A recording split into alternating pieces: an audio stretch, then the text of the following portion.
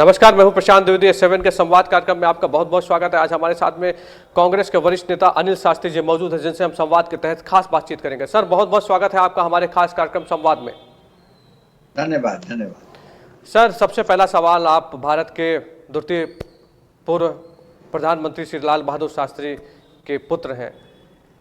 कैसे देखते हैं उनके आदर्शों को? सर, मैं समझना चाहता हूं, क्योंकि अगर देखिए आप तो उन्होंने जय जवान जय किसान का सबसे पहले जिस तरह से नारा दिया था, आज जिस तरह से स्थितियां चल रही हैं, जिस तरह से सरकारें कार्य कर रही हैं अलग अलग, कैसे देखते हैं सर आप इसको? पूरा इस नारे को कैसे आगे बढ़ता हुआ देखते हैं? क्या इस समय क्या चल रहा है कुछ, इस पर लोग फॉलो इसको करते हैं? देखिए, ऐसा है कि लाल बहादुर शास्त्री जी ने 1965 के लड़ाई के दौरान जी उन्होंने जय जवान जय किसान का नारा दिया, जी जो आज भी उतना ही प्रासंगिक है जितना कि आज से कई साल पहले 1965 में था। हम्म और इसका मुख्य कारण यह है कि जय जवान जय किसान का जो नारा है, जी शास्त्री ने दिया, वो स्वावलंबन का जी प्रतीक है, आत्मनिर्भरता का प्रतीक है, हम्म आत्मसम्मान का प्रतीक है और हम्म स्वाभिमान का प्रतीक है। जी तो जहाँ तक हमारे देश का जब सवाल उठता है, तो हजारों साल का हम इतिहास देखें जी तो हमेशा बहुत बड़े राजा हुए, महाराजा हुए, लेकिन हमारे देश की जनता ने हमेशा उसी रूलर का, उसी नेता का, उसी राजा का साथ दिया जिसने अपने लोगों के स्वाभिमान के साथ किसी प्रकार का कोई समझौता नहीं किया। जो जी लाल बहादुर शास्त्री ने भी ऐसे ही किया।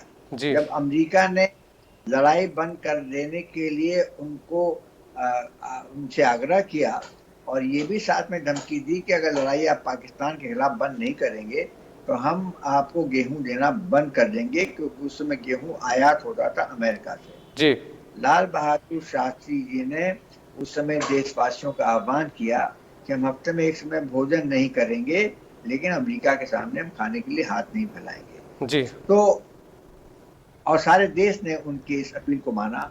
सोमवार के दिन शाम को लोगों के घरों में खाना नहीं बना करता था, और उसके बाद उन्होंने फिर ये जय किसान का उन्होंने नारा दिया और ग्रीन रेवोल्यूशन, हरित क्रांति की शुरुआत उसके बाद हुई। उनका निधन हो गया 1.5 वर्ष के अंदर, जी और उनका प्रधानमंत्री कार्यकाल था, इस वजह से वो आगे उसको नहीं चला पाए।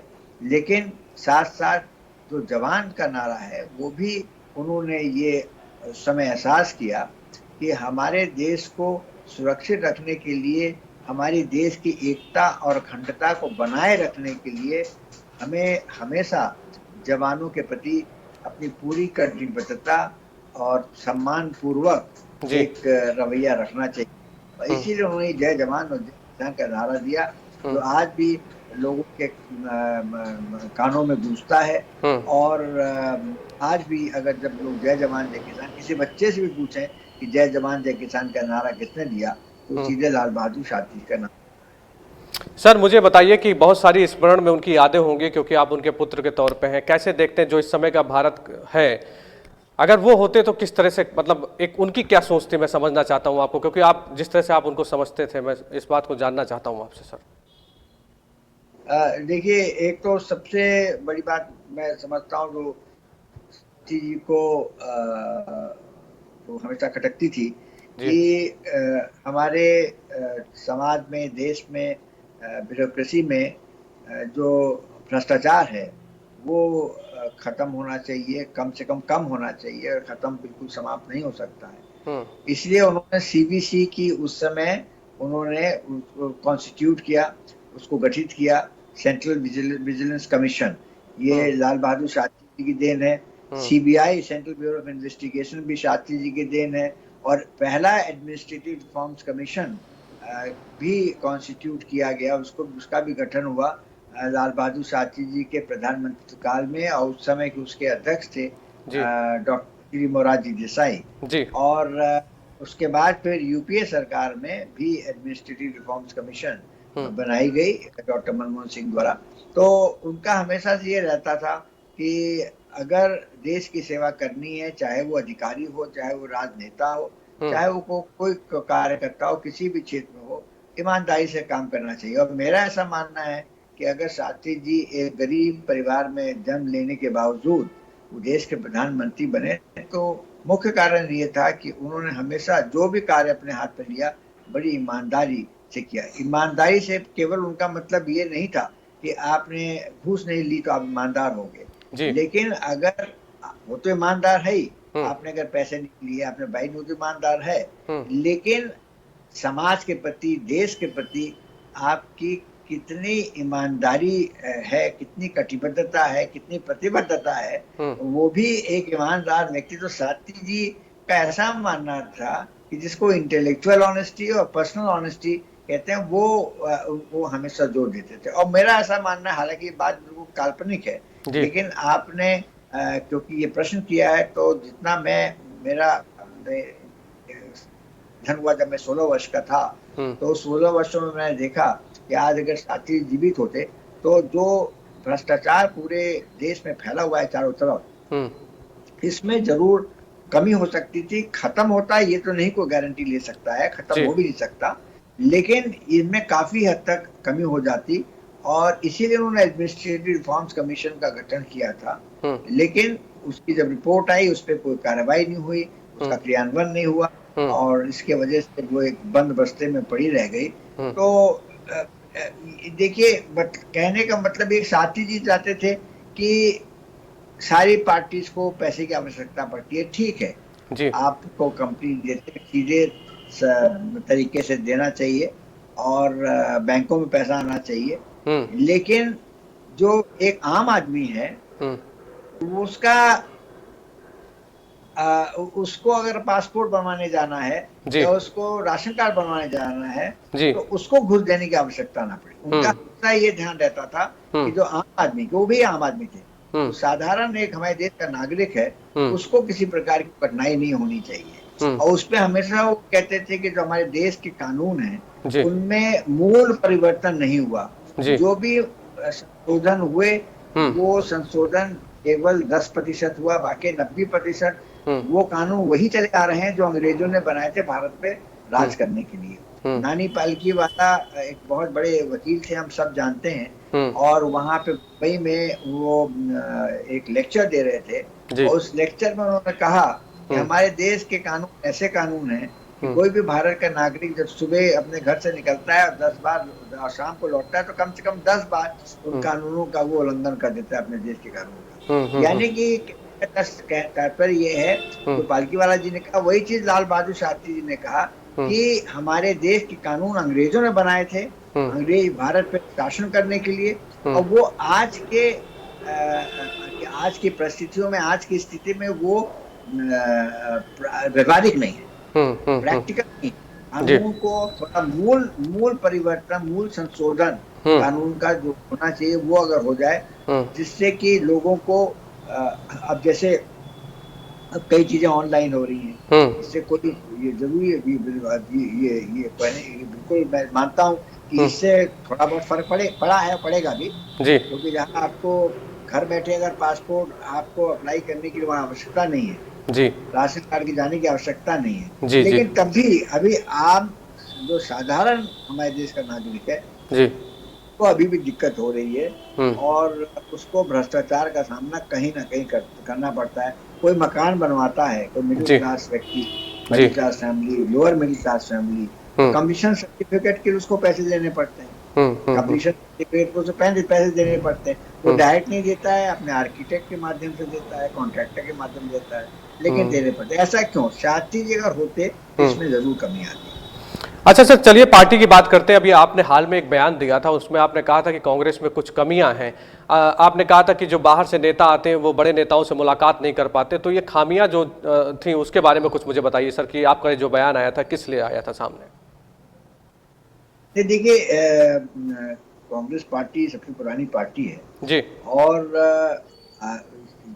हमारे देश में अगर लोकतांत्रिक व्यवस्था हम्म। को सफल रहना है, हम्म। और ये आने वाले समय में मजबूत रहे ये व्यवस्था, हम्म। उसके लिए अनिवार्य है हम्म। कि दो मुख्य पार्टियां होनी चाहिए। हम्म। और भारतीय जनता पार्टी से में शासन कर रही है, हम्म। लेकिन जनता को उसका विकल्प भी चाहिए। जी। कांग्रेस पार्टी को उसका विकल्प के रूप में उभर के आना होगा। ये हम्म। मैं समझता हूँ लोकतांत्रिक व्यवस्था को बनाए रखने के, उसको मजबूत करने के लिए आवश्यक है। और कांग्रेस पार्टी के संगठन में कुछ कमियां हैं। संगठन इतना मजबूत नहीं है ग्राउंड लेवल तक जितना होना चाहिए, लेकिन उसके लिए प्रयास किया जा रहा है। दूसरी बात जो मैंने कहा कि नेताओं से मिलने के, मैं उदाहरण देना चाहता हूँ। बताइए सर। मैं उसमें में नहीं था, मैं तो वोल्टास में नौकरी किया करता था, और मैं बम्बई और बेंगलोर में पोस्टेड था, इंदौर में पोस्टेड था। लेकिन मुझे याद है कि जब मैं कभी आता था यहाँ पे, इंदिरा गांधी उसमें प्रधानमंत्री भी थी, कांग्रेस की अध्यक्ष भी थी, लेकिन उनको टाइम मिलता था, वो रोज लोगों से मिलती थी, करीब करीब रोज हफ्ते में 3-4 दिन तो उनकी वो दर्शन होता था। लोगों की बात, लोगों के मन में जो भरास होता था वो निकल जाता था, चाहे काम हो ना।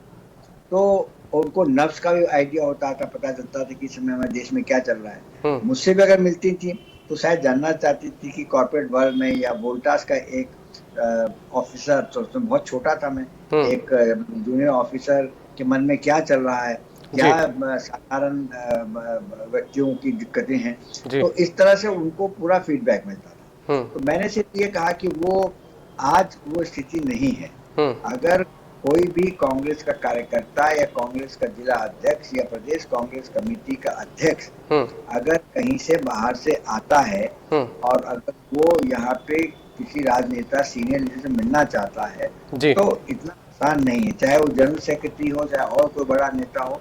अगर ये मुलाकात का सिलसिला शुरू हो जाए तो मेरा ऐसा मानना है कि कम से कम 50% जो समस्याएं हमारी पार्टी ने उनका समाधान हो जाएगा। और इस बात को संज्ञान में लेना होगा, हमारी टॉप लीडरशिप है, किस तरह से ये जो एक ऐसा कनेक्ट होना चाहिए, एक इस तरह का सिलसिला शुरू होना चाहिए, जबकि कोई भी लीडर या कोई भी कार्यकर्ता अपनी बात कहना चाहे वो अपने नेता को कैसे पहुंचे। एक बिल्कुल सीधा सा एक सवाल उठता है कि आज कार्यकर्ता मिलते हैं, मुझसे मिलते हैं, तो वो कहते हैं हम अपनी बात अगर हम कहना चाहते हैं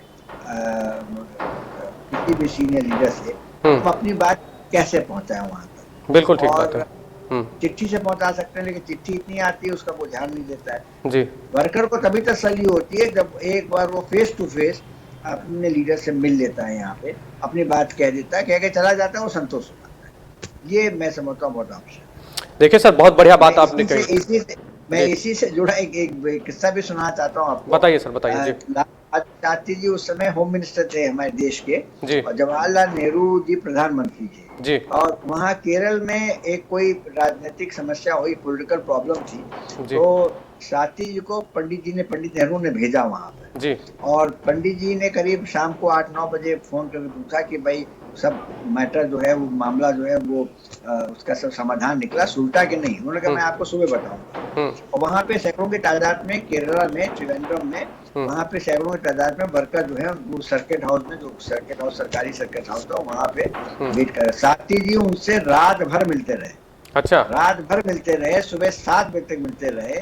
और उसके बाद 9 बजे उन्होंने उन्हीं कांग्रेस के नेताओं की मीटिंग करी। उन्होंने कहा बताइए अब आप क्या चाहते हैं, क्या करना चाहते हैं। उन नेताओं ने कहा कि शास्त्री जी ऐसा, अब हमें कुछ नहीं कहना है, अब आप फैसला कर दीजिए, आपको जो करना है आप कर दीजिए, हम उसको स्वीकार करेंगे। पंडित जी को उन्होंने फोन किया शास्त्री जी ने कि भाई वो पंडित जी ये मामला तो सुलझ गया है, कोई दिक्कत नहीं है, और जिसको वो मुख्यमंत्री चाहते हैं उनको मुख्यमंत्री बनाया जा रहा है। पंडित जी ने फोन पर पूछा कि फॉर्मूला क्या है। उन्होंने कहा फॉर्मूला ये है कि मैं रात भर लोगों से मिलता रहा। तो ये मैं ये नहीं कह रहा हूँ को रात भर मिले, लेकिन अगर कोई दूर से आता है, चेन्नई से आता है, बॉम्बे से आता है, कोई इलाहाबाद से आता है, तो एक बार मिल लेने से उसके मन में बड़ा संतोष होता है। मैं तो केवल वो बात कर रहा हूँ। बिल्कुल सही बात जो है, बिल्कुल सही बात सर, आपने बहुत सही बात कही कि अगर कोई लीडर अपने नेताओं से मिलता है, ग्राउंड से जो नेता आते हैं वो बहुत सारी अच्छी रिपोर्ट्स देते हैं, पार्टी के बारे में बताते हैं, अच्छाई भी नहीं उसके अलावा बुराइयों को भी सुनना चाहिए कि आपके पास क्या क्या खामियां, क्या क्या कमियां। आप जैसे बड़े नेता हैं जो इस बात को उठाते हैं, जो बोलते हैं, वो अपने आप में बहुत कुछ संदेश देता है। और मेरे ख्याल से पार्टियों को इस तरह से सीखना भी चाहिए, अपने सीनियर लीडर से भी सीखना चाहिए, अपने जो जूनियर कार्यकर्ता जो ग्राउंड से आते हैं उनकी बातों को जरूर सुनना चाहिए। सर अच्छा मुझे बताइए कि कांग्रेस पार्टी में क्या हो रहा है कि जो पुराने नेता उनको हाशिए में डाले दिया जा रहा है, उनकी बात नहीं सुनी जा रही है, ये भी बहुत सारी समस्याएं सामने आ रही है। इसको क्या मानते हैं आप, ये क्यों हो रहा है ऐसा? ये देखिए, ये कुछ नेताओं ने एक चिट्ठी लिखी थी कांग्रेस अध्यक्ष को, जी। और वो वर्किंग कमेटी में उस पर डिस्कशन भी हुआ था। मैं वर्किंग कमेटी का मेंबर नहीं हूँ, लेकिन लोगों से तो पता चला और अखबारों और मीडिया के माध्यम से कि इस मामले पे जो है बातचीत हुई थी, और सोनिया जी ने डायरेक्ट भी इन लोगों से बात करी। तो ये उनके मन में कुछ ऐसा जो मन की बात थी उन्होंने कह दी पत्र के माध्यम से, लेकिन पत्र को जो उन्होंने पब्लिक किया या मीडिया के माध्यम से पत्र लोगों को पता चला, मैं समझता हूँ वो किसी भी पार्टी के लिए या नेता के लिए, किसी ग्रुप के लिए अच्छी बात नहीं है। किसी भी समस्या का समाधान मीडिया के माध्यम से नहीं किया जा सकता है। ये अपने पार्टी का अंदरूनी मामला था, इसको पार्टी में अंदर बैठ के इस पे डिस्कशन हो सकता था, इस पे चर्चा हो सकती थी। लेकिन उन्होंने जो बातें लिखी हैं वो उनकी मन की बात है। उन बातों से सारे कांग्रेसी सहमत हों ये भी जरूरी नहीं है। कुछ लोग उनकी बात से सहमत हैं, लेकिन अधिकांश मैं समझता हूँ जो लोग हैं उनकी बातों से सहमत नहीं है, एक आध दो चीज को छोड़ के। और देखिए, पार्टी के अध्यक्ष का चुनाव जो है वो इलेक्शन के माध्यम से होना चाहिए। उन्होंने कहा तो इलेक्टेड, हमेशा इलेक्टेड ही प्रेसिडेंट होते हैं। राहुल गांधी जी भी प्रेसिडेंट अध्यक्ष इलेक्ट हुए थे, चुन के आए थे, चुने गए थे। और लेकिन उन्होंने 1.5 वर्ष के अंदर ही इस्तीफा दे दिया। तो अब तो ऐसा है कि सोनिया जी ने कहा है कि 6 महीने और साल भर की बात है। राहुल गांधी जी पता नहीं दोबारा बनना चाहते हैं कि नहीं। तो ऐसी इन परिस्थितियों में मैंने तो हमेशा से कहा है और आज भी मैं दोहराना चाहता हूँ कि प्रियंका गांधी जी सबसे उपयुक्त इस समय कांग्रेस अध्यक्ष पद के लिए रहेंगी, और पार्टी को तो उन्हीं को इलेक्ट करना चाहिए, उनको छूट देना चाहिए एज कांग्रेस प्रेसिडेंट। तो मतलब सर ये मांग उठा रहे हैं आप कि प्रियंका गांधी को होना चाहिए अध्यक्ष कुल मिला के? हाँ, मैं तो बड़ी फर्मली और बड़े मतलब जोर के साथ ये कहना चाहता हूँ कि ये जो अनसर्टेनिटी का एक माहौल है वो ठीक नहीं है पार्टी के लिए। और 6 महीने का समय दिया है सोनिया जी ने, तो 6 महीने के अंदर जो भी है नया अध्यक्ष आ जाए। ऐसे तो जो पार्टी जिसको चुनेगी वही आएगा, लेकिन मेरा अपना व्यक्तिगत व्यू और मेरी राय ये है कि इस समय प्रियंका गांधी जी एक ऐसी नेता उभर के आ सकती हैं जो 2024 में भारतीय जनता पार्टी को एक बहुत बड़ी चुनौती दे सकती है। चलिए सर, बहुत बहुत धन्यवाद आपका संवाद कार्यक्रम में आप सीधे लाइव दिल्ली से हमारे साथ में जुड़े, और आपको बहुत बहुत शुभकामनाएं सर कि आप कुछ ना कुछ नया जरूर करिए सर, पार्टी को लेकर करिए कुछ अच्छा, कोई ना कोई डेवलपमेंट की बात करिए, और पार्टी को भी समय समय पर सजेस्ट भी करते रहिए सर कि अपने कार्यकर्ताओं से मिले, मुलाकात करें। आपने इस बात को भी बाकी के साथ में उठाया, इसके लिए भी आपका बहुत बहुत धन्यवाद। Thank you sir. तो ये थे अनिल शास्त्री जी जो सीधे हमारे साथ में दिल्ली से जुड़े थे, जिन्होंने बताया कि पार्टी लाइन में किस तरह से काम हो रहा है। उन्होंने बताया कि कांग्रेस पार्टी को ग्राउंड के जो भी कार्यकर्ता उनसे मुलाकात करनी चाहिए। संवाद में फिर होगी आपसे मुलाकात। इससे पहले आप सुरक्षित रहिए, मास्क लगाइए, बाजारों में कम जाइए, क्योंकि अभी कोरोना वायरस की कोई दवा नहीं बनी। अगर आप सुरक्षित रहेंगे तो समाज सुरक्षित रहेगा। नमस्कार।